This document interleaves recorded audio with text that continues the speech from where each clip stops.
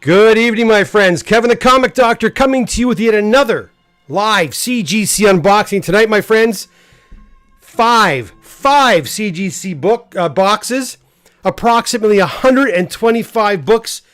I hope you've got your popcorn, you've got your refreshments, because this is going to be a long one, my friends. Guys, if you're new here, I'm Kevin the Comic Doctor. I'm a comic book presser. I'm also an authorized CGC dealer located way up in Oshawa, Ontario, Canada. And like I said, this is a live CGC unboxing.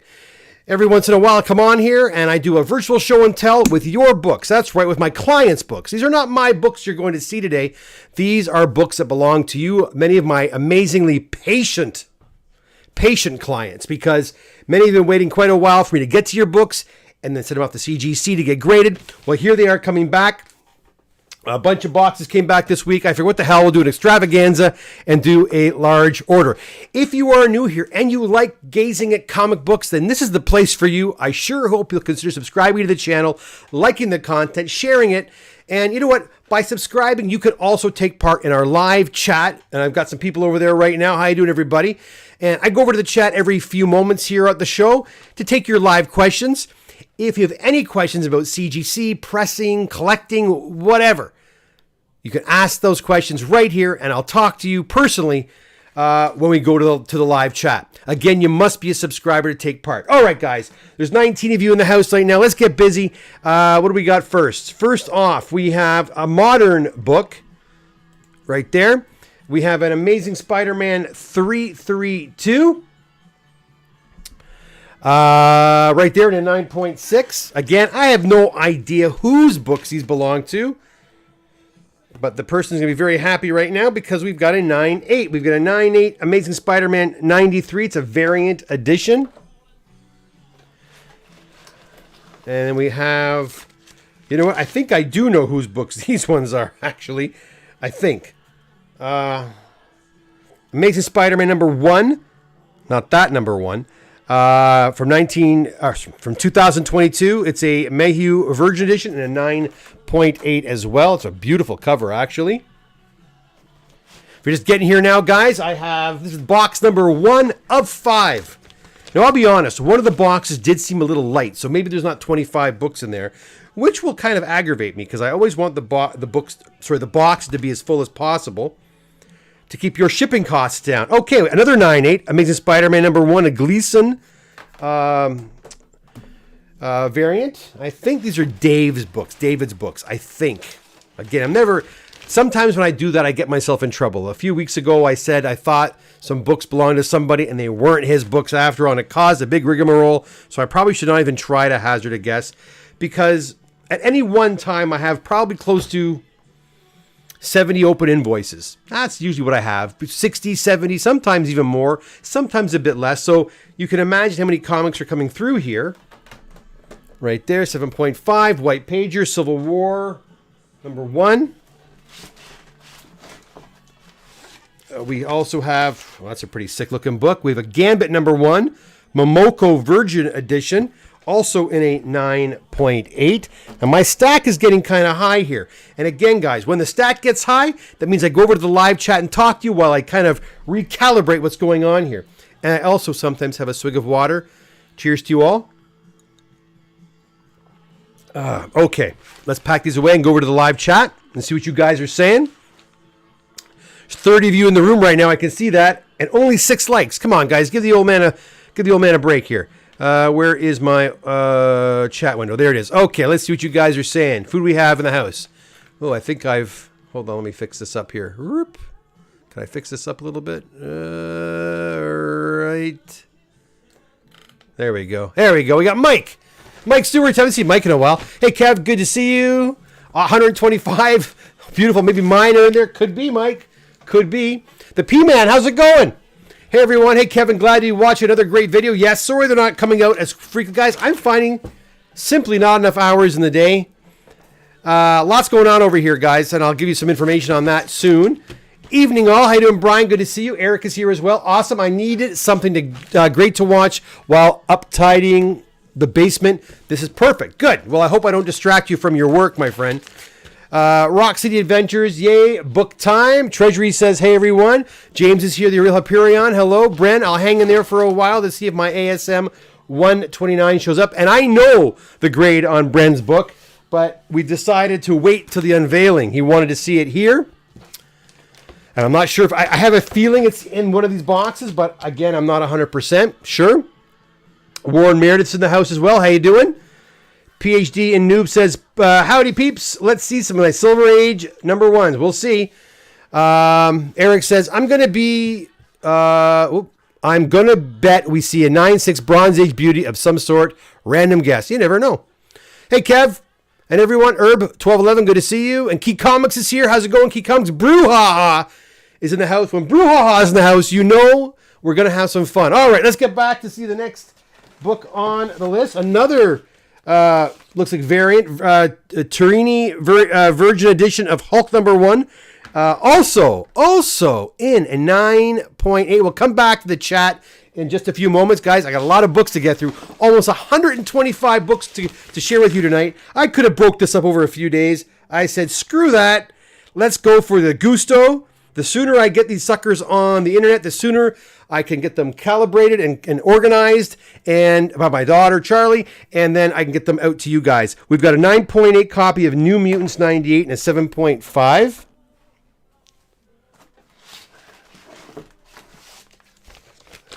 We got a 9.6 copy of Hulk number 6. Again, still checking for any bad cracks. Tiny cracks, again, are just the way it's going to be from now on. We have a nice copy of Spider-Gwen, Gwenverse number 1, Chew Virgin Edition. Again, nice to see all these beautiful books coming back, mostly in 9.8.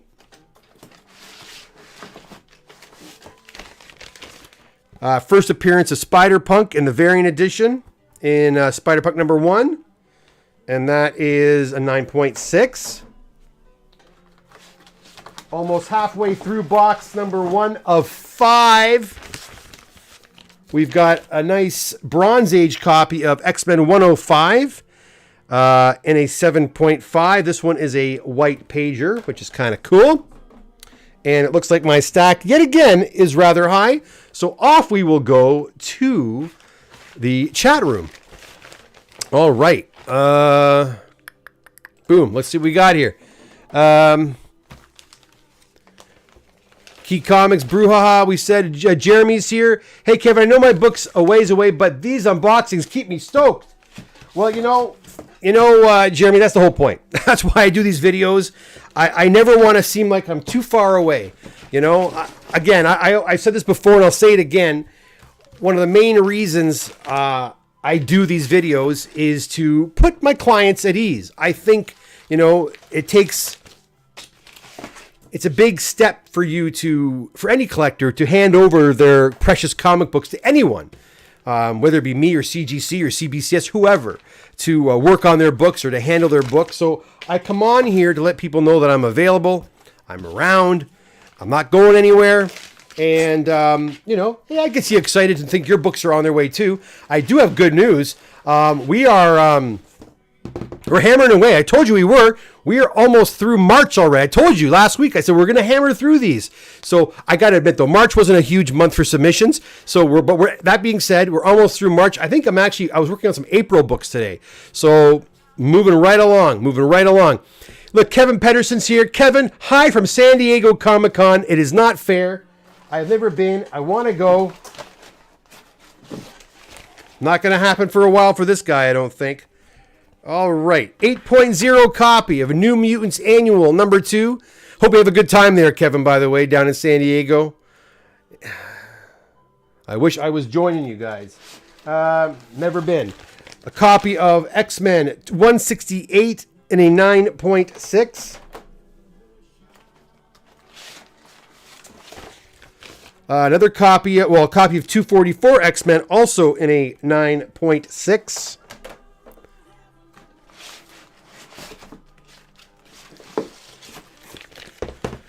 Marvel Premiere number 55, newsstand edition, in an 8.0. We've got a Poison Ivy number 1 And that's at a 9.6 as well.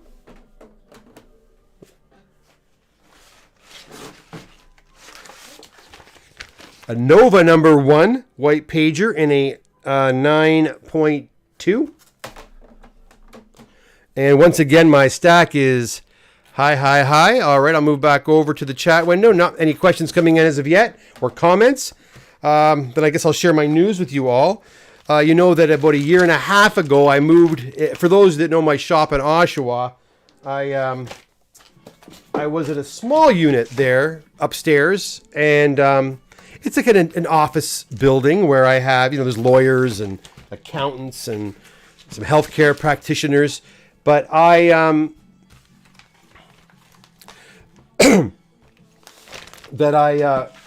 me drink my water here.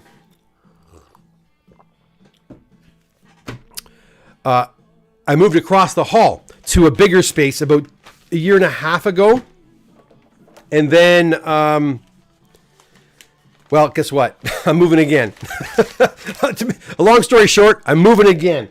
I'm heading, I'm in the same area of town. I'm just moving a little about 5 minutes north, but I'm moving to a spot that's in an industrial unit where I'll have a bigger showroom and a bigger office to meet you all that are here in person. And it even has larger workspace for all of us to do your pressing. And it has even more room for extension to more showroom space should I need it. So there goes the month of August, guys. Moving in September. Well, we're moving slowly over August. We're moving in there officially September the 1st. And I'll, of course, announce all that on social media and all that stuff. So after September the 1st, you'll meet me at my new office. So I hope that some of you will come by and say hi. Treasury Edition says, just heard you mention you were working on March and April. It's weird that I have a February order that I haven't received an invoice for yet. Yes, I just had I have these invoices here. I've got a bill. Those went out to CGC today. And there are still a couple of lingering February invoices. Hopefully that's not one of yours. It could be. It could be. Again, Treasury Edition, I'm not sure of your name because you're Treasury Edition. I don't know. But if you want to give me a holler after the show, I can give you a more specific update. But yeah, if the order was large, that probably is one reason why some February orders could still be outstanding. Your order could be in here, in one of these babies here, because some of these were February orders. And yeah, it just kind of goes that way. You got to understand, sometimes, Napur works on some books, and Charlo works on some books, and I work on some books, and we don't all finish our books at the exact, February is now done. I could be working on March books while one of the others is finishing up February. So that sort of thing does happen from time to time.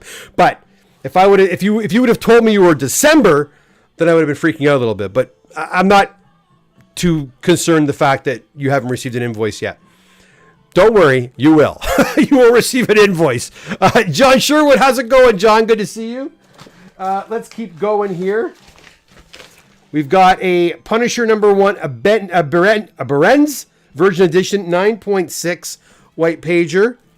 Let me put that on here for you. There you go. Cannot stand that logo, but hey. You guys like the new Punisher logo? I no, not big on that.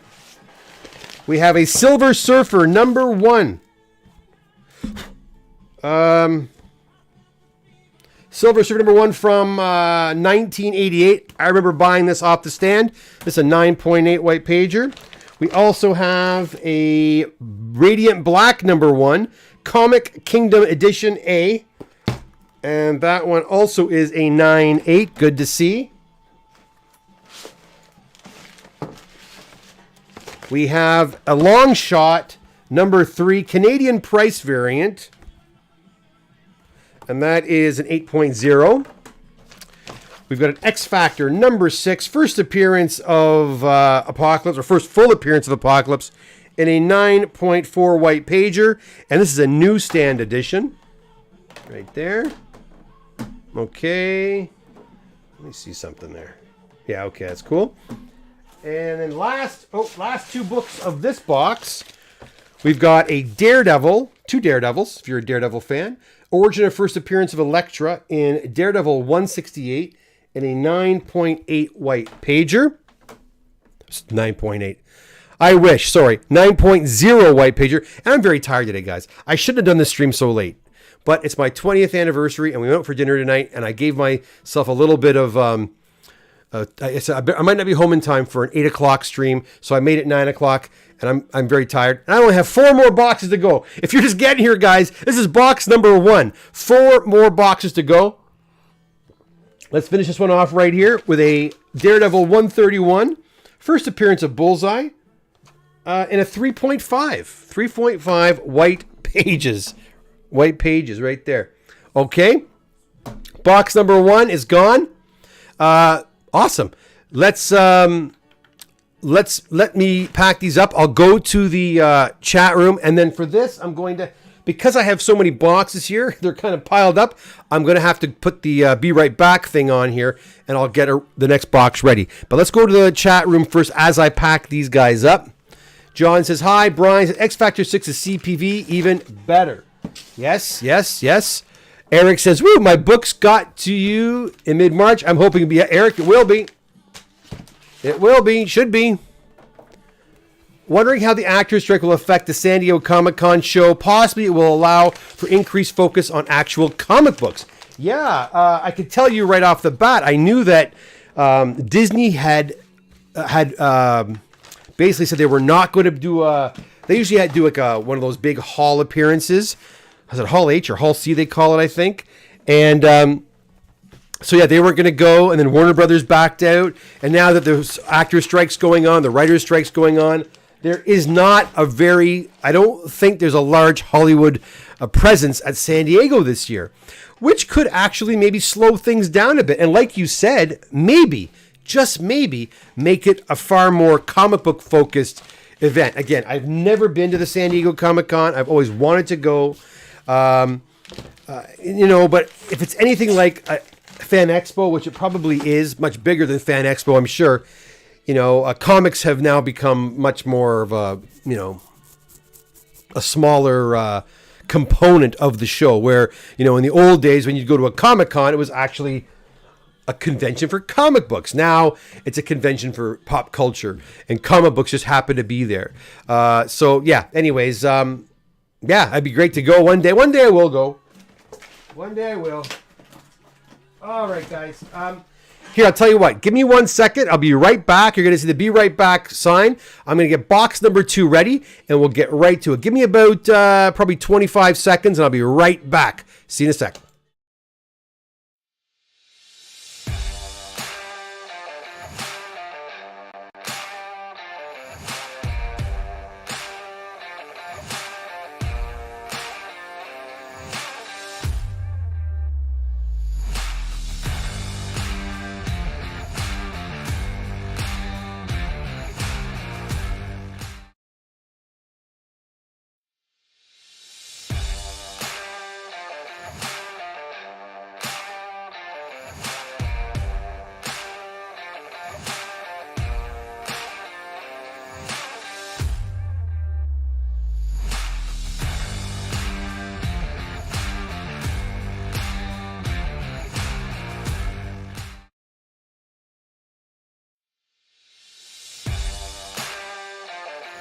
Okay, we're back with a Miss Marvel number 1 and a 7.0. Now this, I believe, is a 1. Now that last box had about 3 or 4 different orders in it, I believe.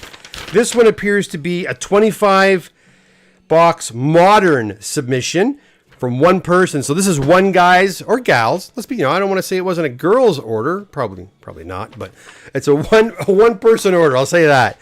All right. So first we start off with a Miss Marvel number 1. Then we have an X-Men 101, first appearance of Phoenix in a 6-0, white pages as well. Both white pages here as well, which is kind of cool. Okay, we also have a Spectacular Spider-Man 158 newsstand edition, The Cosmic Powers of Spider-Man, right here. I absolutely detest that cover, but that's just me. It's just me. Another Miss Marvel number 1. This one's a 7.5. Also a white pager. What was that first one? 7.0. That's a 7.5. We have An 8.5 copy of ASM 261. Again, a newsstand copy. Oop. Again, I've said this before, and I feel the problem is, guys, I don't have the software hooked up. I do have the software to do like interviews on here, but you've seen me do it before and it's glitchy and I'm afraid to get somebody on here and then unless I pre-record it. But I really want to get Angelo V on here from Montreal. The dude is a wealth of knowledge when it comes to Canadian price variants, even newsstands. And I really want to have him on the show one day. I've said that before. And again, one of my New Year's resolutions was to get more guests on here and do more shows. And I will do that eventually. I certainly will. Again, I just got to, now that we're moving into a new spot, that's kind of moved to the forefront. But once that gets all figured out, we'll certainly do my best to get some guests on here. Okay, we've got a 9.8. First 9.8 of the box. ASM 344. Right there. Okay, we have also... All right, another 9.8. Nothing wrong with that. ASM 328. McFarlane cover with the Hulk. Gotta love it.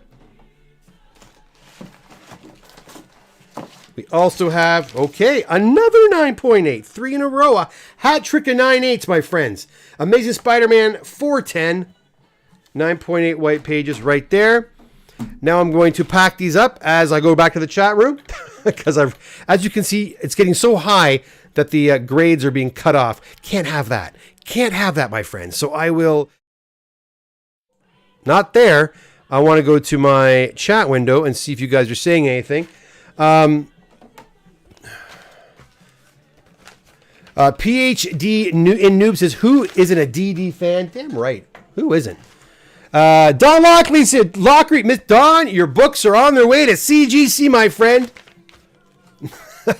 I'm glad you're here. Both orders, by the way. Both orders are on their way to CGC as we speak. They're probably somewhere in the States right now. Not at CGC yet, but they're on the route. Peter says, hey, Kevin, organize a group trip. Imagine that, a group trip to San Diego Comic-Con. We'll take a bus down there. That'd be kind of crazy. Bren, love that Hobgoblin cover. It was right around the time I bought my first ASM off the rack. Cool. I'm trying to think what would be the first one I bought. I got to the comic store in 1985. September of 85. I know the first comic I bought was a back issue, and it was a Web of Spider-Man.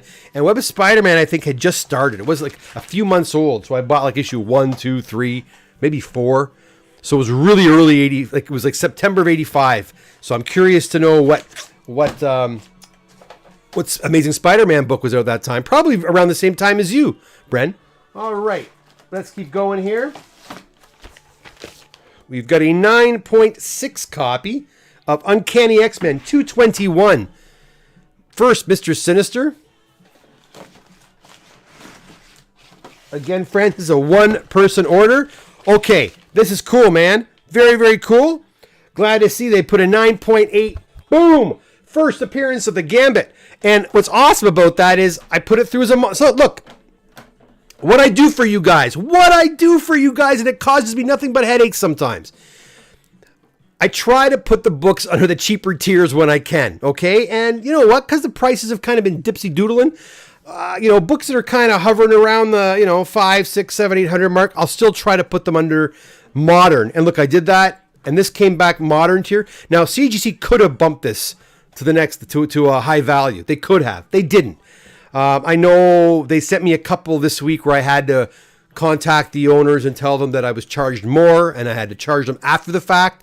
But I'll still try usually to get your books through on the cheaper tier. That's just some of the personalized attention your orders get here at the Comic Doctor's office, where I do try to save you a buck or two when I can. Doesn't always work, but it has worked in this case. Look at that, 198. I love back-to-back 9.8s. Here's another one, 244 X-Men. Sweet.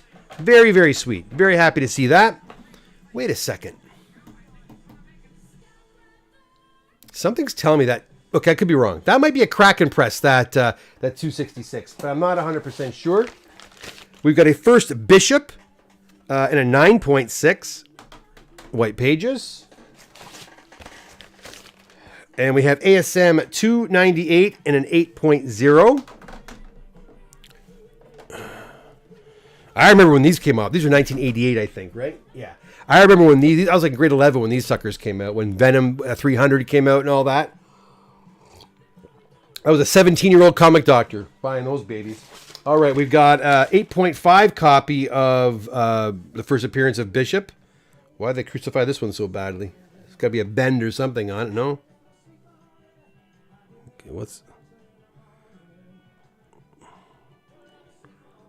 the heck?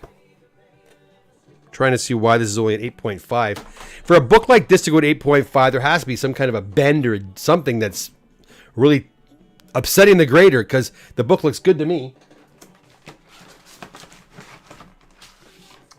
We have a Spawn #1. Glad to see another 9.8, and the stack is high, my friends. So again, once again, we head back to the chat room as I pack these up. If you're new here, guys, we're going through box number 2 of 5. CGC unboxing right here in the Comic Doctor YouTube channel. These are not my comic books, by the way, my friends. These are books that belong to my clients. They've been waiting, some people anywhere from probably up to around 6 months for these to come back. Some a bit quicker, but none of these should be over the 6-month period. They shouldn't be. The only time it goes over the 6-month period is if someone's waiting to pick them all up and they can't get out here, and maybe we'll go into the 7-month period or whatever. But generally speaking, or if I'm tardy in mailing them back to you, because that happens I won't lie, that does happen from time to time. But these are, again, client books. These are not my books. Jay Wolfgang's here. How you doing? Doc, I think you need a weekender apprentice. Oh, listen. Been thinking about it.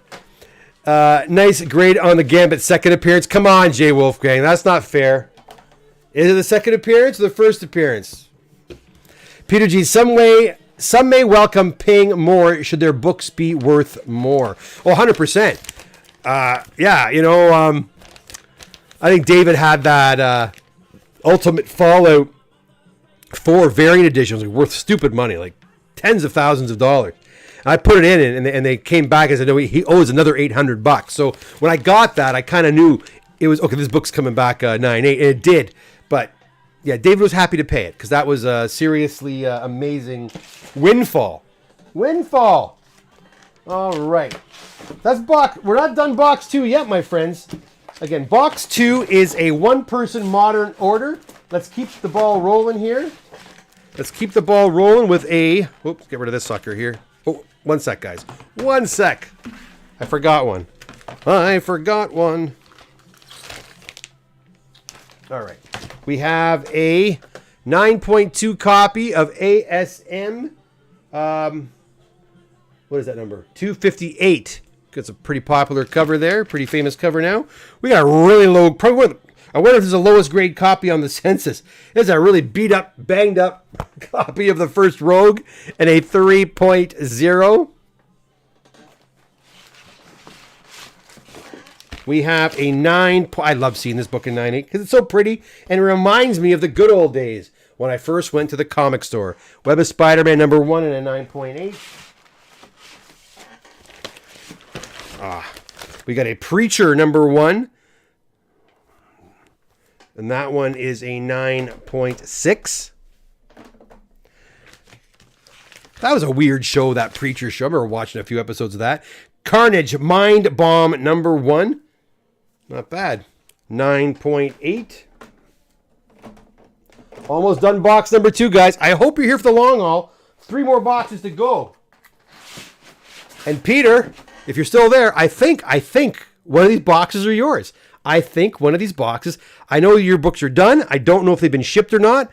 I think they may be in one of these boxes. And as Brandon waits for his Amazing Spider-Man 129 as well. We've got an Amazing Spider-Man 238.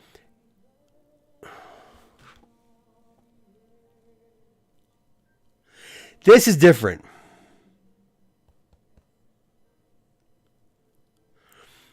This is interesting.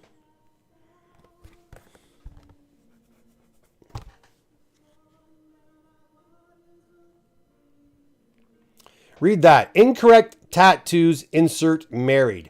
Tattoos, insert missing. Married, insert newsstand edition. When I opened this book up, it had tattoos in it, but it wasn't any tattoo that I'd ever seen before. It was incorrect. It was the wrong tattoo. I'd never seen it before. And I sent it off to a couple of other pressers that I know. And I said, have you ever seen this before? No, we haven't. And I thought, is it a variant of some kind? So I sent it in, and the book has been penalized now because they're saying it's the wrong tattoo. And what's interesting, again, CGC with their inconsistency, should that not be a green label? I don't know. But yeah. And I'm not 100% sure that was the wrong label or the wrong tattoo. I've been told that some Canadian copies of this didn't even have tattoos. There was no tattoos at all. So to say the book is missing tattoos may be actually incorrect because the book may not have come with tattoos. So the jury's still out on that one, guys. The jury's still out on that one. Okay, we got three. I'm gonna do three more of these ones fast, or actually four more. We'll just do them like right here on the screen because I have no more room. We've got a 9.8 copy of Spider-Man #1. That's a pretty one. I'll put that over here so you can see the beautiful cover. We also have a 9.6 copy of Web 31, which was a cool series. I remember that one too. 9.6. And then we have a Crow Dead Time #1 from Kitchen Sink Press. 9.8 white pages. Good to see. And last but not least from this box, and I'd like to end it with a 9.8, and we are. 9.8 Youngblood #2, first appearance of Shadowhawk and Prophet. And everything's included. 9.8 white pages. There you go. Box #2, guys, in the history books right there. Let me put these babies away. What are you guys saying there? Brian says, I agree at Peter G. I had one of my submissions bumped to a higher tier by CGC. I was thrilled. As long as it works out in your favor, I too would be thrilled. But we never know for sure. Hector says, Kevin, are you going to see the TMNT with family? Are you going to see... You know what? Are you talking about the new movie that's coming out? Oh, it's not on my radar. I knew something was happening there, but it's not on my radar. I know I'm not going to see Barbie. I've elected not to go see Barbie. It does not interest me in the least. Probably doesn't. I'm probably not the target audience for that one. But the whole family's going to see it. I'll be staying home from that one. But TMNT, we'll see. I'll wait and see what the reviews are like. Speaking of reviews, sorry, dry throat. When saw Indiana Jones last week, I liked it. If you haven't seen Indiana Jones yet, ignore all the baloney and go and see it. It was actually pretty good. Phoebe Waller-Bridge, who played Helena Shaw in that, was given a lot of flack for her role. She was fine. I don't love her. I don't think she's fantastic. I'm not going to seek her out in other movies, but she was fine. The whole movie was fine. And the movie ended. I'm like, what was the fussle about? This is actually a pretty good send-off. It was actually really good. And it was certainly Indiana Jones's movie. It wasn't her movie. It was Indiana Jones's movie. It was a good one. So if you're on the fence about going to see it, I recommend it. I do recommend it. It was not a bait and switch. It was fine. That ASM 230 is a Canadian price variant, and you're right. Some come with, and some don't come with tattoos. But this one had a very strange tattoo on it. I wonder if I may have a picture of the tattoos. If you give me 1 second, if I can find it really quick. Hold on. Let's see if I can find the picture of the tattoos, and you'll know what I'm talking about. I may not have a picture still, but let's see if I can find it. It was really weird. Let's see here.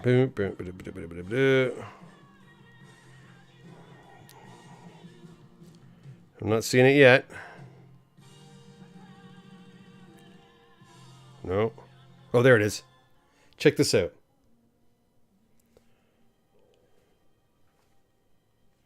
So the top part of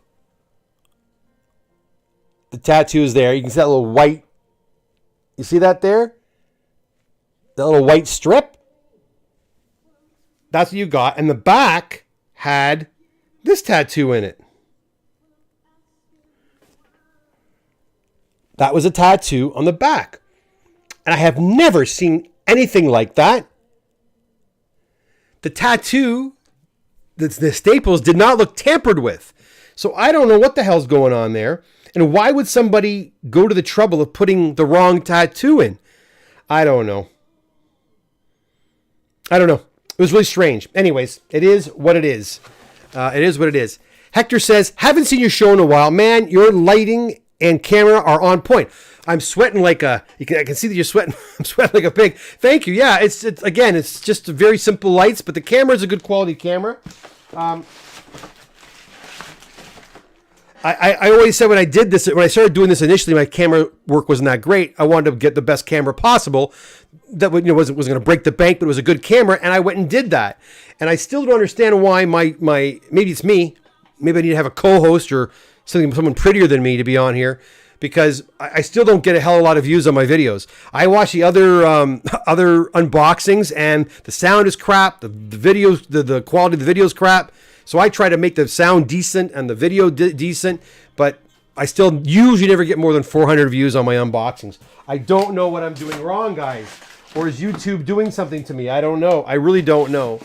But thank you, Hector. I do appreciate the compliment. Brian says, I've got an ASM 238 with a Canadian price variant submitted with tattoo. Now I'm... Well,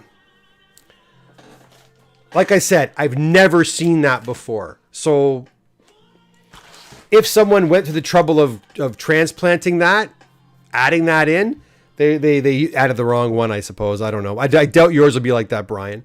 Dave's here. How you doing, Dave? Indy was good. People are just effed these days. Yeah, I agree with you. I'll tell you, I went to see Indiana Jones ready to hate it. Ready to hate it. I even did a video on my early thoughts about how are they going to do a bait and switch, right? And while that Helena Shaw character wasn't likable, she wasn't supposed to be likable. She was a damaged, flawed person. And by the end of the film, she changed. That's what you want in a movie. You want the characters to grow, to change, right? That's the whole point. So I left the theater quite happy. It was a long movie, but didn't seem long. It moved along quite. The action was quite good. I liked it. It was fun. It harkened back to the old films. There was one moment, I won't give it away. There's one moment in the film that was really, that kind of, again, paid homage to the first movie. Again, it happens at the very end of this film, by the way. It happened, and it was beautiful. It was a beautiful moment. And I thought, what the hell? What's wrong with these people? Why are they hating this movie so much? I just didn't understand it. Hector says, saw Indiana last night. I liked it, but have to admit, I hate the female character's personality. Well, again, I don't think she was meant to be liked or likable, because she was devious, right? She was a devious person. She betrays him over and over again. And it isn't until the end where you actually see that she probably does actually start to care about him. So, yeah. Harrison Ford is getting up there. How believable was he in character? Oh, he was struggling. I mean, in terms of his physicality, I mean, he still did things that no 85-year-old could really probably do. But yeah, that was kind of the part of the movie, is that I'm old. I can't do what I once did. I can't rely on the body to get me to where I need to go, right? And he's tired. He's tired in this movie, and we see that at the very end of the film. Well, towards the end of the film, we see how tired he actually is. But go check it out. Go check. It's a good film. It got review bombed, and a lot of haters out there. Listen, and I'll tell you, you guys have watched for any length of time. I am not a Disney acolyte. I am very critical of what Disney's been doing, especially with my Star Wars and with Marvel, especially the last couple of years of Marvel. They've really jumped the shark bad, and but you got to give credit where credit's due. If a film stinks, it stinks. But if a film's not bad, it's not bad. I didn't leave this movie going... the only complaint I had about the movie, the only problem I had with the movie was, every Indiana Jones film... Again, I'm not here to talk about a movie review. I won't talk long about this, but every film every movie you go to see, or sorry, every Indiana Jones film you see, they're in search of something, right? The Ark, or the Holy Grail, or the Crystal Skull, or whatever it was called, right? And you didn't question the powers of the Ark or the powers of any of those things, because they were supernatural and they were, from out of this world type of thing, right?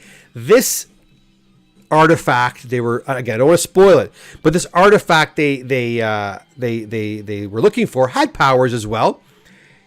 And these are powers that apparently could be explained, but they couldn't really explain it. And I didn't understand it, and it made no sense to me. So that's the only caveat. I'm being very picky. You got to suspend belief when you go to these movies, right? But that thing, I was like, well, okay, I don't understand. This is not a magical artifact. It's man-made. It's scientific, but I don't understand the science behind it. And even when they explained it, it didn't click. So that was the only real criticism I had of the film. Other than that, it was really quite good. All right, 40 of you here, only 21 likes. That means 20 of you are not happy with what I'm doing. I'm sorry. Hit that like button. I promise I'll get better. Here we go. Give me 2 seconds. I'm going to go and grab box number 3 of 5. We've been going for almost an hour. I'm going to try to get this done in the next 25 minutes. All right, here we go. Be right back.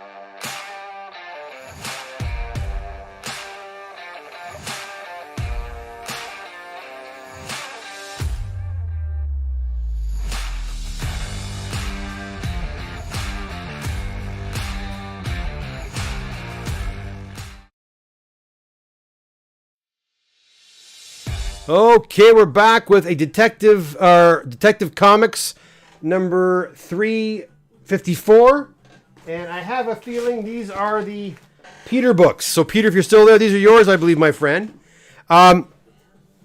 This box could have held another 10 books, maybe 8 books, and they decided to send it with, 8 light, which is kind of irritating. Again, the reason I can give such good pricing on my shipping is because they usually send me 25 books per box. When they shortchange me like this and send me, like, say 18 or 19, it's not good, right? If they do it too often, it's not good. Once in a blue moon, no problem. We got a 6.5 copy of Batman 225. And by the way, get ready for some DC, my friends. This is all DC, this box, all right? If you like Batman, JLA, and all that stuff, you're in the right place. 6.5 for a Batman number 225 from 1970.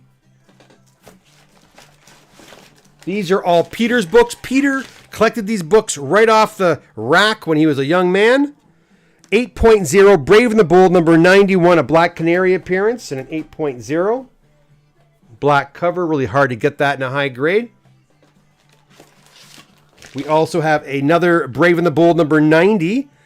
This one is a 7.0. Yeah, how many we got actually 20 books. They shortchanged me by 5 books. That's not so bad, I guess. That's not so bad. 8.5 copies, a cool looking cover. Wonder Woman and I Ching appearance. Denny O'Neil story and Neil Adams cover art. 1971, 241. Right there. And an 8.5 white pages. Nice copy. We have a 4.0 copy, the re-intro of the JLA and JSA. It's a 4.0, lower grade, number 21. Peter was aiming to get books in the 7.5, 8, 8.5 range. He did elect to send some more key books in that we knew weren't going to get that high, this being one of them. 4.0 there. We get a 7.5 copy of 184 from 1969, off-white to white. Nice to get some DC books in here for represent. All right, we're pretty cranked up there. Let me go back to the overhead cam. And, not the overhead cam, the chat window, and see what you guys are saying. Hector says, Ford was believable since he sometimes mentions how old he is. He even references old movies. Yeah. Yeah, I mean, what do you expect? You think he's going to jump around like a 27-year-old or a 25-year-old? Right? Come on now. Half the stuff Indiana Jones did in the old movies was unbelievable. So, an old man doing it, come on. It was funny. There's a couple of scenes at the beginning when he's on the horseback. You've probably seen that in the commercials, the previews, when he's on horseback at the very start in the city of New York. And you can tell that it's a man, like a stunt double with a Harrison Ford mask. It was kind of creepy, actually. Look carefully. You'll see what I mean. It was kind of creepy. But, again, I don't expect Harrison Ford at that age to be gallivanting on a horseback all throughout New York. I'll tell you. I really have been, like, Harrison Ford has always been aging really quite well. You're starting to really, when I see him in interviews now, he's starting to show his age, like really show his age. He's in his 80s, like he's really showing his age, which is sad because I love Harrison Ford too, right? It's sad to see. We never like to see our heroes get old, right? All right, next we have Justice League of America number 100. Right here for you on the Comic Doctor YouTube channel. We've got an 8.0 JLA 91. First meeting of the Golden Age and Silver Age Robin. That's pretty sick. Again, a Neil Adams cover. And Peter is really partial to the Neil Adams artwork. We have a Green Lantern number 55. In a 6.0. Right there. Awesome cover. Superman, and again, another Neil Adams cover. Superman 125. Absolutely stunning cover. Check that out. Beautiful colors, the oranges and the yellows.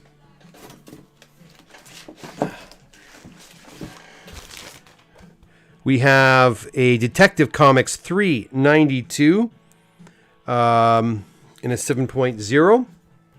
Right there.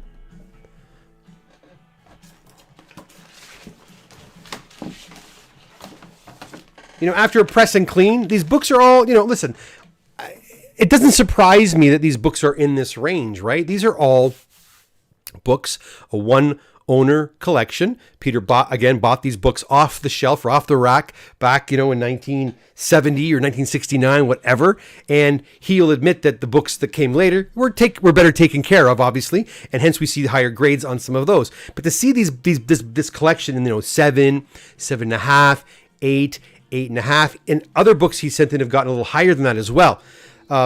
It's very common to see this, right? And so when I see books that come from, I think we saw that with your collection too, Brian B., if you're still watching, books that have been stored in the same place, side by side for the last 20 or 30 or 40 years, they aged the exact same way. They were treated the exact same way by the owners, read a certain way, packaged a certain way, and put away a certain way.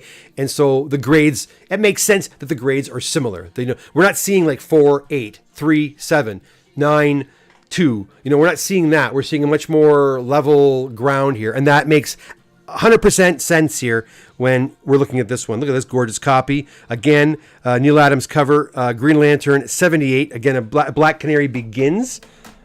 And a 7.5. And again, the stack is now high. I will go back and I'll pack these babies up. We've got another 8 or so from this box. And then we have just 2 more boxes to go. If you've been with me the whole time, I'm glad you've been able to stick around. If you haven't done so already, please hit the like button. Hit that subscribe button too, guys. I'd certainly appreciate it if you're new here. Peter G says, nice to see the books are back. I suspect CGC is using digital screening for books. What do you mean? What do you mean? You mean you think they are using computers to grade the books? Is that what you mean, Peter? Because I have heard nothing about that. I have heard people talk about that is something that's going to happen eventually, where computers or AI will actually, do the grading at some point. But we're not quite there yet. I believe they're using AI to grade cards. But cards are not quite as multifaceted as, say, a comic book is, right? Kevin's here says, nice DC books. It is nice to see DC books You know, because think about what we just looked at prior to this. There was probably very little, if any, DC books. There's mostly Marvel and Image, probably, right? And Peter says these books were read more than a few times, a long time before CGC grading. Yes, for sure. Okay, let's keep going. Some more awesome Neil Adams. Oh, this one's actually Nick Cardy art. Pretty freaking awesome, too. Bat Squad, 7.5. Brave and the Bold, number 92. Coming right up. There we go. We have also 5.0 Aquaman, number 49. The Jim Aparo art and Nick Cardy again cover. Nick Cardy stuff is awesome. Nick Cardy's art, especially in this book, it looks very sketch-like. It's like he's sketching. I love the hair of Aquaman and around all the beams of whatever light coming up. It's just such a energetic, lively picture, right? Or drawing, I should say. We've got a Flash number 113. It's the origin and first appearance of the Trickster. And yeah, this is a lower grade copy. Again, one of those ones that he just wanted to get done because of the first appearance of the Trickster. 2.0. Justice League of America appearance in cameo in Flash 199. Awesome 8.5 copy right there, which is fantastic to see.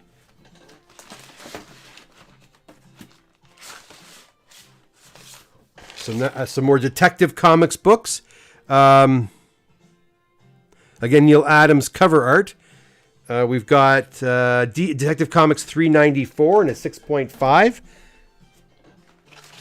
We have a Brave and the Bold, again, Neil Adams, number 93. Classic cover again. House of Mystery, number 93. And last but not least, we have a copy of Detective Comics 406. Again, Neil Adams doing the art on the cover. Batgirl backup story, Detective Comics 406 and a 7.5. So there you go. That's Peter G's book. So Peter, congratulations. They came back actually really quick, Peter. I was kind of shocked because these were all vintage submissions. Vintage takes longer than modern. But I'm telling you, there's no rhyme or reason to how they friggin' do things down in Sarasota, because like even today I was talking to another client. He's asking, where are my books at? Like, holy cow, the moderns have been here, the vintage they just haven't been shipped back yet. Sometimes the books will sit finished for weeks before they decide to send them back. It's really quite frustrating, you know? Books I want to clear out, I can't because I'm waiting on another part of an order. And as you all know, most of my clients are not from Oshawa. They're from the surrounding cities or from even further than that. So I can't send the books back till the whole order has been returned. Now, people are always welcome to come get their partial orders back if they want to, but really, it's not practical, to do that oftentimes. So we're stuck, But I'm really, once the books go to CGC, I am at their mercy as to when I get the books back. I mentioned Angelo with the Canadian price variants. Holy cow, man. His magazines were at CGC forever, like almost 2 years before he got them back. And let me tell you, it wasn't a 2-year turnaround time when I sent them in, but it took forever. And then they were done and sat for like 2 months before they even shipped them. And I even emailed them, why aren't you sending these books back? Oh, we'll send them. And they don't. They're just, I don't work there. I don't know how they run things over there. But it can be very frustrating. I'll be honest. And I can sympathize. But once the books go, like Peter, lucky for him, the books came back. I shipped these books out. I think I just billed Peter actually not too long ago. I was shocked to see they were finished. But other vintage books are still waiting in queue to get done. So what's up with that, right? I don't really understand that. Peter tells thanks to Kev for the compliment on his awesome DC books. Very cool books. There you go, Peter G. Yes, those are really nice collection, Kevin says, and I do agree. Okay, you know what, guys? We're on to box number 4. How exciting. Box number 4. I can just slide this one over, I think. Let's see. Come on. There we go. I haven't even opened this one now. I have no idea. Guys, I never know what's inside these books. I sometimes have an idea what's coming. Remember when Steven's books from Fresno came in? They were supposed to go to Fresno. They came here instead. I had no idea. As I was looking at the books, I'm like, these are not, client books from now. Yeah, so that was a lot of fun. All right, so here we have.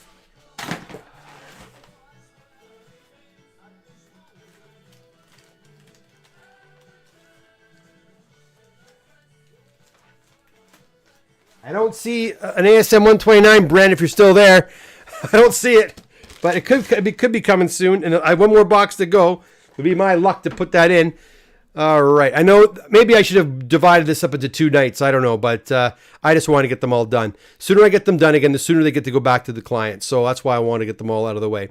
All right. So first and foremost, we got a 9.6 copy of Harlequin. We've got a 9.8 copy of Hulk #1 with the first appearance of the Red Hulk. Lots of talk about Harrison Ford there. We've got a 9.6 copy of Detective Comics 880. Nice. We got a Mega Man number 3. Number 3, right? Yeah. 9.8 white pages, of course. We have a 9.6 copy of New Mutants 87. It's a pretty book. What's going on with that? Don't quite understand that logic, but what do I know? I think these ones belong to James. Yeah, this is James's book.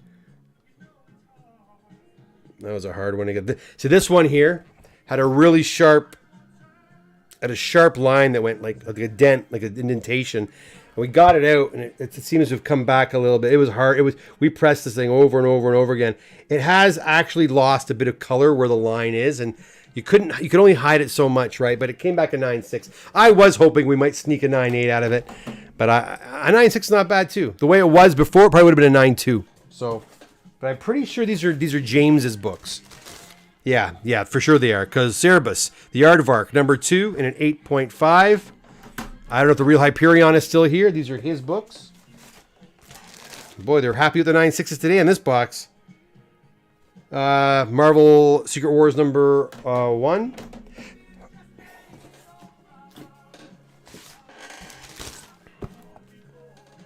Teen Titans 44, first appearance of Nightwing in a 9.8. Okay, I'm going to put these babies away because I run out of room. I'm not sure if anybody else is still out there or not, but let's see. JLA 21 is a personal grail for me, Peter says. Well, you got some beautiful books there. Though Neil Adams' art is gorgeous. Absolutely stunning.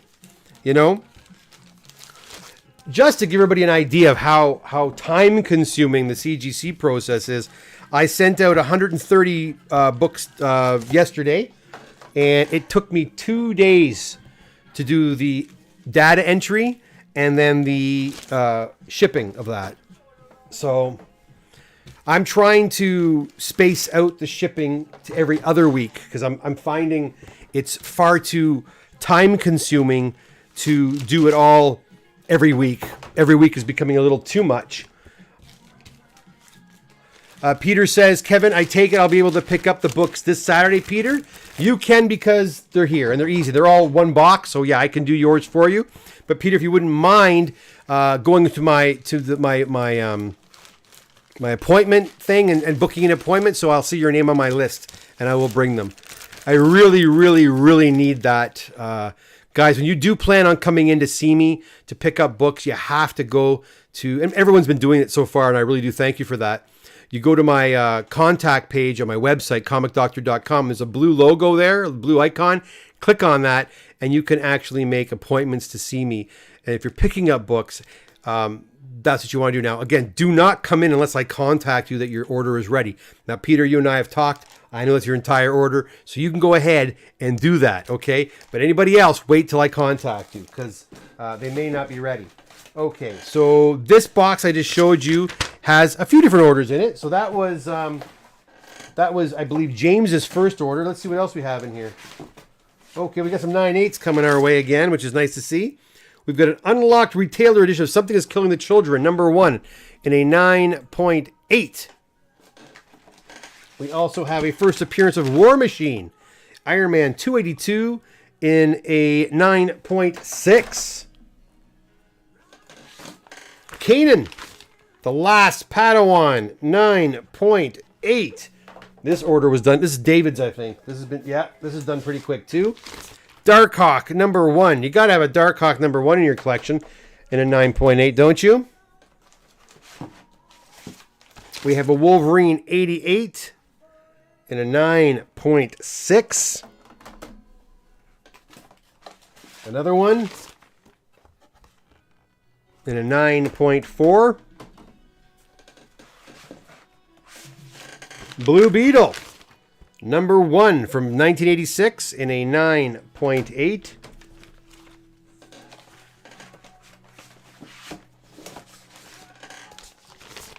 .4 copy of Omega Man number 3.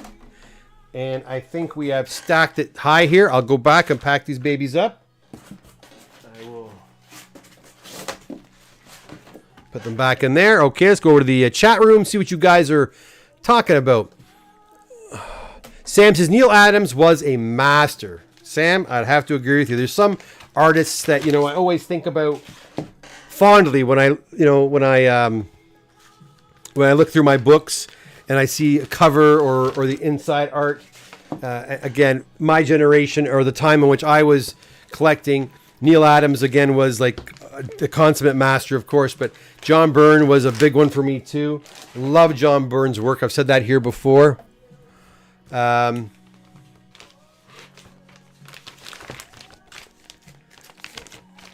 than Kirby. Well, Kirby, Steve Ditko, some of these earlier artists, they were good too, man. But it was a different style, right? A different kind of approach. Neil Adams had a much more. It's funny. Neil Adams, the height of his work was probably the 1970s, right? With the drug issues of Green Lantern and Green Arrow, Green Lantern 76, or what am I? Yeah, what's that? Yeah, exactly. And Speedy doing the drugs and all that kind of stuff, and it kind of harkens back to. Comics and movies kind of go hand in hand. I think of the movies that we were getting back in the 70s, right? Godfather and Serpico and Dog Day Afternoon and these real Taxi Driver, these types of really dark, really realistic type of depictions that we hadn't seen before in film. We hadn't seen that kind of art, I don't think, in comic books either. Neil Adams was kind of the one who really broke that through. Prior to that, I mean, look at other artists too. I'm sure we're also pushing the envelope as well too. But prior to that, you mentioned, what's his name there? I'm getting tired, guys. That's why I'm not remembering. Jack Kirby, I think you mentioned. I mentioned Steve Ditko. Their art was a little more simplistic. You know what I mean? And not that it wasn't good, but compared to Neil Adams, a very different kind of approach, right? And yeah. And even John Byrne's work in the 80s too. It was different. It had a different flair to it. And it was very exciting. It was a very exciting time. James, I'm happy with the 9.6 in the Swamp Thing. Well, that's good. Peter, Neil Adams and Nick Cardy truly raised the art of comic books. Damn Skippy. Kevin. Hey, Kev, have you ever pressed one of those DC Wondered Hair? Yeah, many times. Many times. Yep. They can be done. The square bound books, the giant size books. Man, we pressed the fat book this last week. It was huge. Yeah, we can press pretty much anything.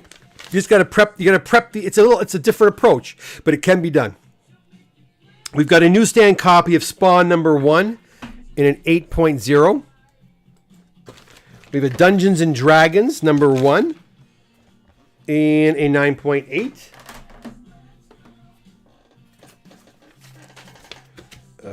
That's another Modern Order. Yeah, okay. Here we go. 9.8. Oop. 9.8.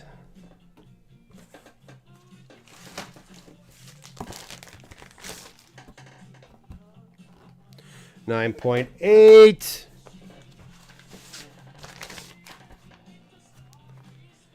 9.8. I love when they come back 9.8. Who doesn't, right?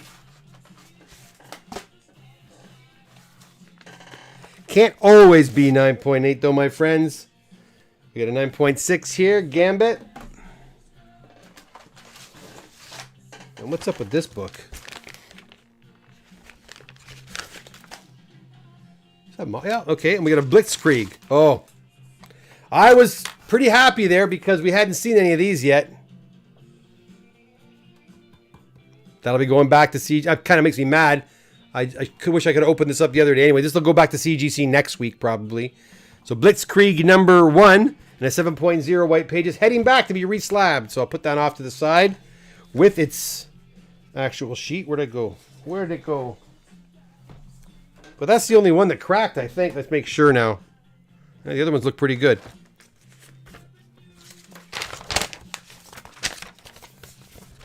I don't know what happened to the sheet for it, though. There's that. There's that. Oh, they're together. Blitzkrieg 1 and X-Force go together. That's kind of weird. No cracks on this one, right? I got to make sure these have no cracks on it. They don't look like they do. So I'll put those together there. All right, guys, we got one more box to go. Let's go over to the chat as I pack these guys up. One more box. We had 5 boxes, guys. An hour 14. That's not so bad. All right. Let me put these labels here first really quickly.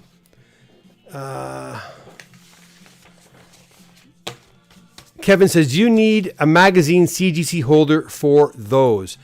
Oh, I don't even remember. I don't remember.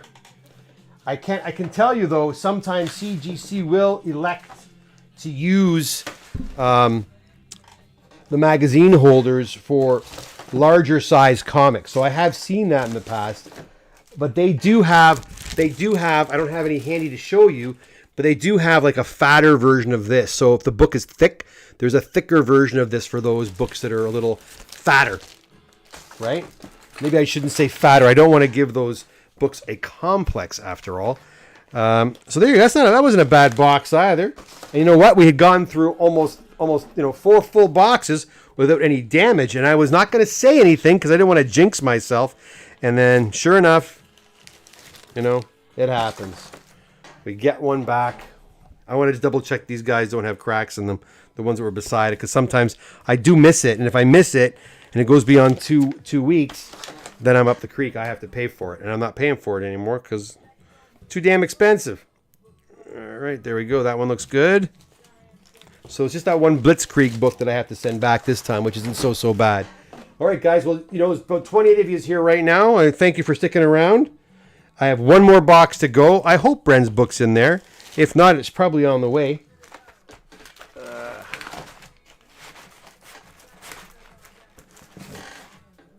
I am so going to bed after this. I am so tired. Okay. Put that in here. Sweet. Okay. Blitzkrieg's over there. Put that over here. Beautiful. Okay. One more box to go, and the box is right over there. All right. Once again, opening it from scratch, guys. I haven't opened these boxes yet.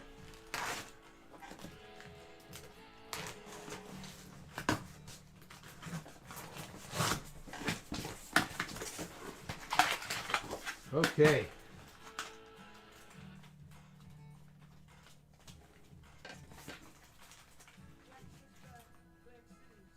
I'm just looking for his 129 here. Nope. Brad, I'm sorry. Must be on its way back because I didn't see it in this one either. So we start off, well, nice to start off with a nice high grade on an early TMNT book. Number 1, Michelangelo, in a 9.8. We've got a 9.4 copy of number 8.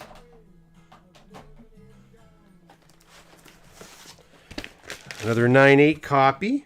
This one's of number 7.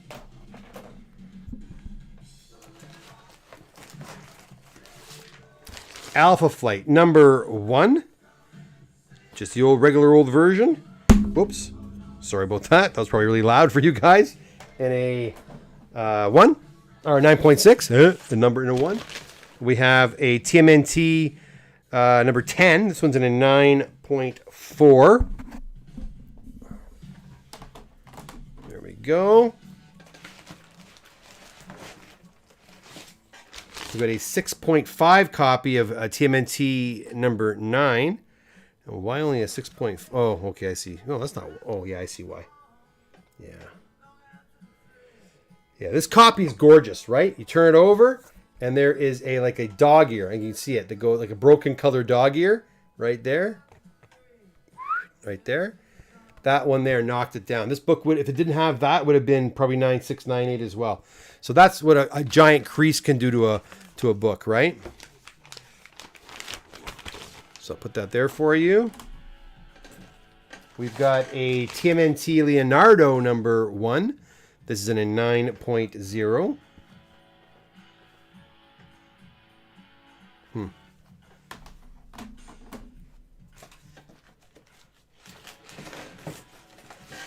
And a Donatello in a 9.6. Now that stack has gotten pretty high. I'm going to have to pack those up. We got a question from Louis Mendoza. It says, hi, Kevin. Do you think CGC or CBCS will ever grade Treasury books? Well, CBCS does grade Treasury books. They just don't slab them. So that means you'll get the Treasury book back and probably a Mylar of some kind with a seal and a grade. But if you open that seal up, the grade will be null and void, obviously. So they already do it. CGC doesn't. Do I think so? To answer your question, one company already does do it. Will CBCS ever grade it into a plastic, like a slab? I doubt it. I don't think either company will ever slab Treasury size books, because they'd have to make these slabs. You have to make a certain number of them, first of all, and there's a machining cost and tooling costs, unless there's definitely a need for it. And I'll be honest, as in my shop alone, I see the Treasury books from time to time, and it takes a certain person who loves them, but most guys, because of their size, don't want to deal with them. Now, if there was a slab for them, you'd probably sell more of them. But again, I just don't think enough of them are out there to warrant them ever having a dedicated slab for them. So there you go. But if you do have one and you want them graded, CBCS, that's where you want to go. Okay, we got an Uncanny X-Men number 201 in a 9.6. We got him. Didn't drop it almost, but we get a 9.0 copy of Masters of the Universe.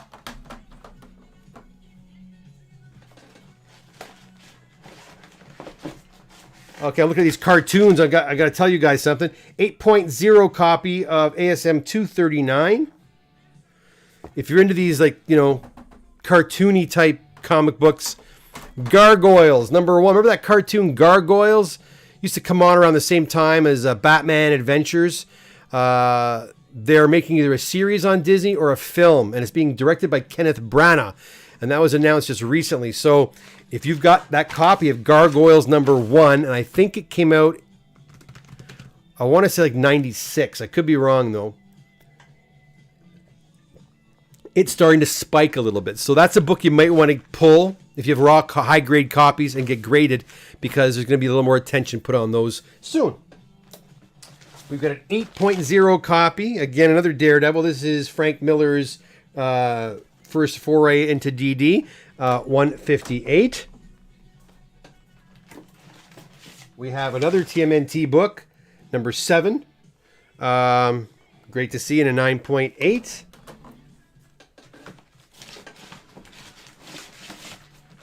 And I have not seen the submission form yet, so I don't know if it's a 1-person order or a 2-person order. We got TMNT number 6, and this one's in a 9.6. We have a number 5 and a 9.6 as well.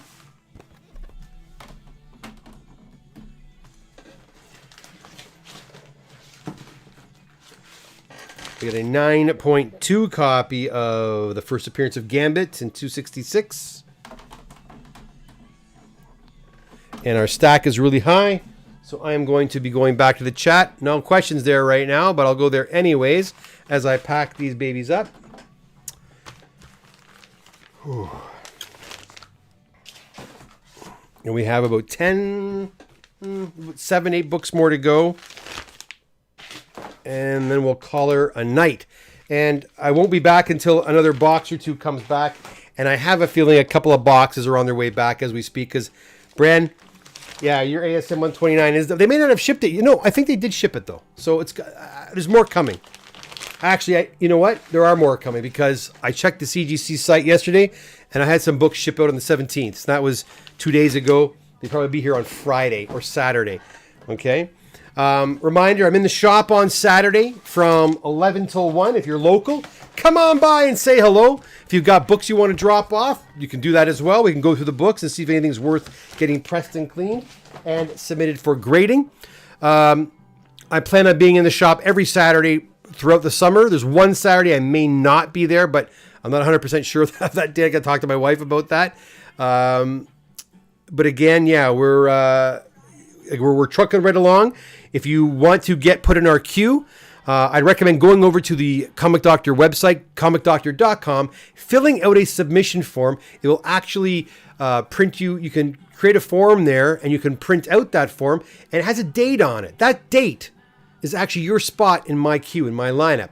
And that means you don't have to bring your books in immediately. You can bring your books in a month or two later, but at least it'll hold you that spot in my queue. Also, if you're not sure what books you want to bring, just where it says comic books, just put comic books and put, 10, 20, whatever number you want, and we can modify that when you come in. We can amend it when you come in. So that's the best way to get into my queue. If you're not ready to submit books right now per se, but you know that in the next couple of months you might want to, get in the queue immediately. So when the time comes, your turnaround time it'll probably be cut in half actually.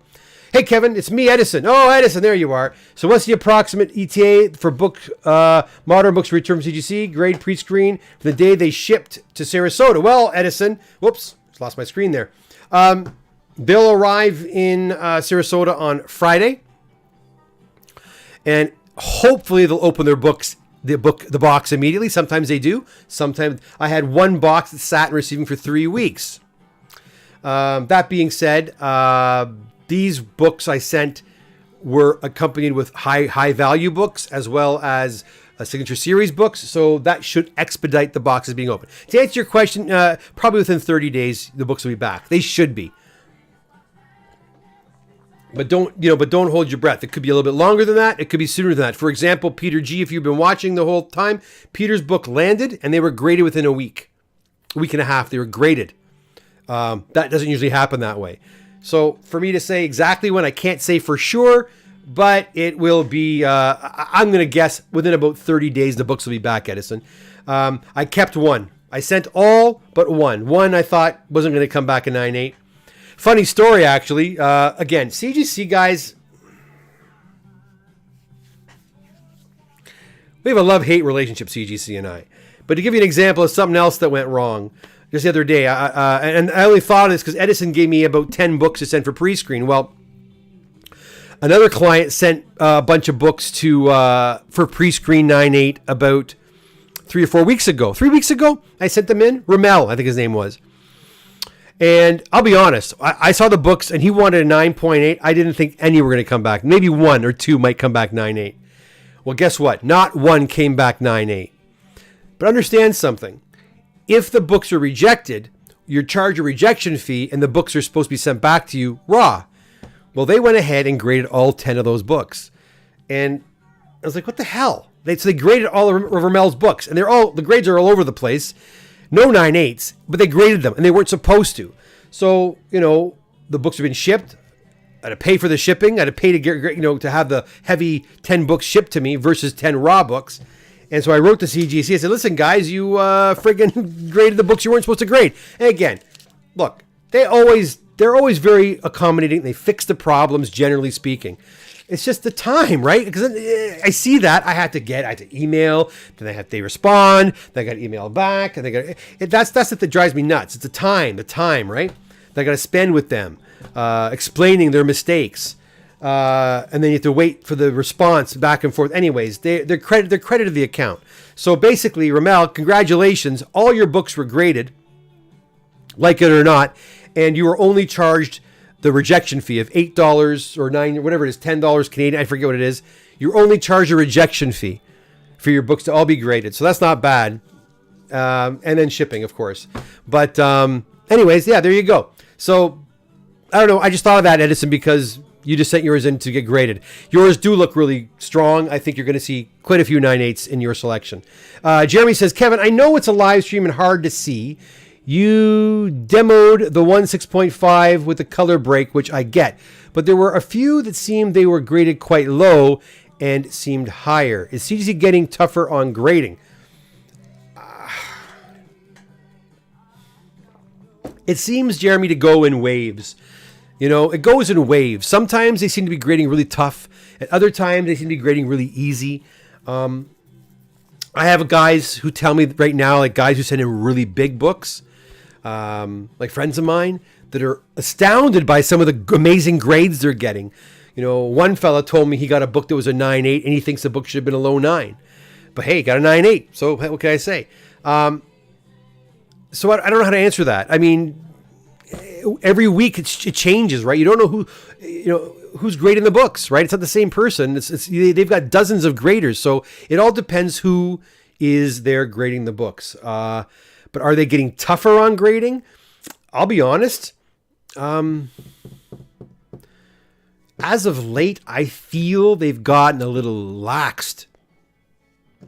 more laxed on grading, to be honest. If you see a low grade book, there's probably something going on there.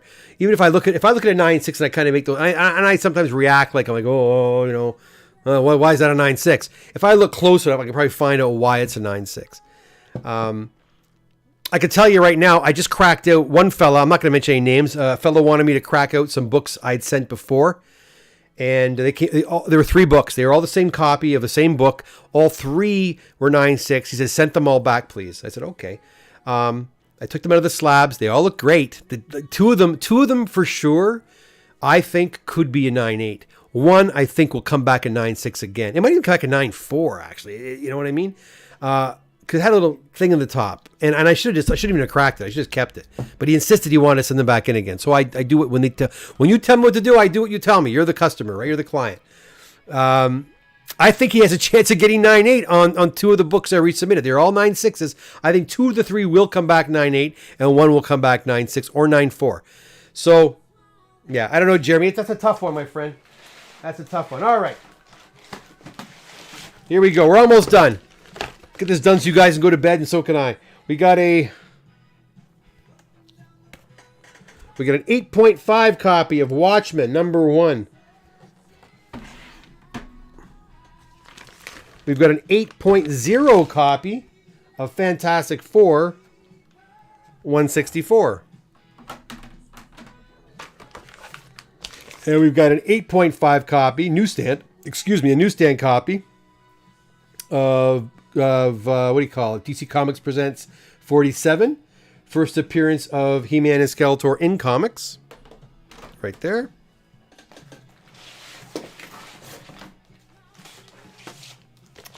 We've got a 9.4 copy of Sandman number 8.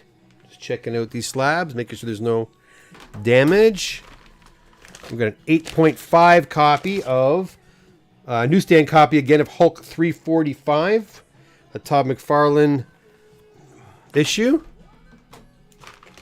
We got a 9.4 copy of Ultimate Fantastic 421 variant edition, and a 9.4 right there.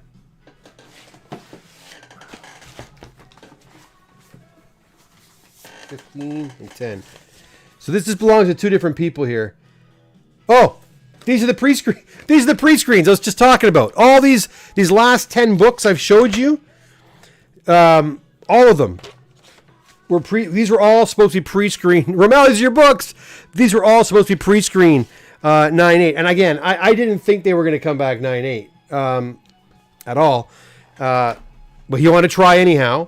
But they all got graded 8.5 again. CGC screwed up, so the grading's on their dime. All Romel's paying for is the rejection fee and shipping, which is not bad. 9.2 newsstand copy of X-Men. And a 9.0 copy of the Transformers movie in a 9.0. See, it says right here. It doesn't say pre-screen, 9.8, but it does say right there, top corner, pre-screen. Right. You see it? There, pre-screen, modern. And they didn't listen. They didn't do it. But you know what? That's okay.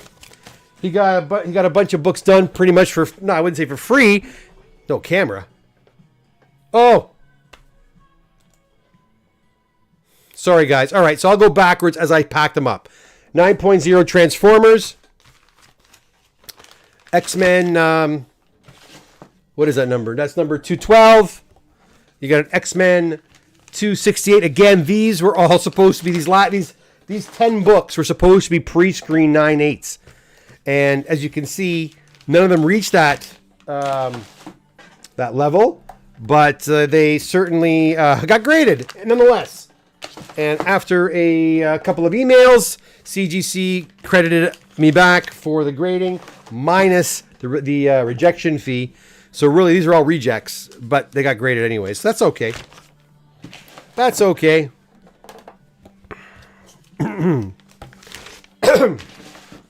Honestly, guys, for a book to come back 9.8, they have got to be uber clean. Uber clean, you know. You got to talk to Mike or, who's the other fella that does a lot of pre-screen with me? What is his name? Edward. Edward's got a good eye for those pre-screens. Mike does too, and I do too, you know. And I was pretty confident those books were going to come back 9.8, but he wanted to try, like I said, and if you want to try, I'm certainly game to do that. He did want to get the custom labels on it, thought that might increase his chances, but as you can see from those books, 8.5 ain't going to come back a 9.8. A 9.6, sometimes a 9.4 can maybe sort of, but anyways, there it is. So there you go, guys. All right. That's it for me. Listen, thank you so much for being here tonight for this massive 125 book unboxing. I don't like to do that many usually because it takes forever to do, as you can see. We've been on here for about an hour and 30 minutes. But you know what? 4 boxes came, then a 5th box came, and I said, okay, screw it. I'm doing them all. I'll probably be back again over the weekend.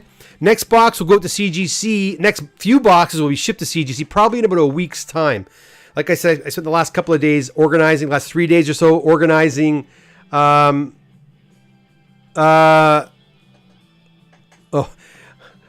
one sec. I spent the last few days organizing, and it took forever. So I'm going to give it about a week or so. Spiro, your Batman Adventures is on its way. Remember, I missed it because I forgot it was the, what do you call it? Kraken, was it a Kraken repress? So I sent it a little bit later. It shouldn't take too long. It's a high value book. So I'm assuming you'll get it back in about a week or two. But yeah, so unfortunately they were separated. So I'll hold these here for you, Spiro. I know you're not going to come out here for if you're missing just one book. So just keep watching the show, and you'll see when your other books do come back. Brian Bowman has been here since the beginning. Brian, you are a trooper, my friend. Nice marathon, Kevin Nightall. Thank you, Brian. All right, guys, that's it for me. It's, 10:30? Yeah, I want to go to bed. Have a fantastic night, a great rest of your week. Remember, if you're in Oshawa on Saturday morning, come on by the shop over at my office over by the top of the No Frills. Come by and say hi. It'd be great to see you. Until next time, however, here on the show, have a great week again. All the best. Nighty night. I'm so tired. I'm out of here. See you guys. Take care. Oh, by the way, my daughter will sort these over the next day or so. I will contact you to let you know if your order is complete. Bye for now.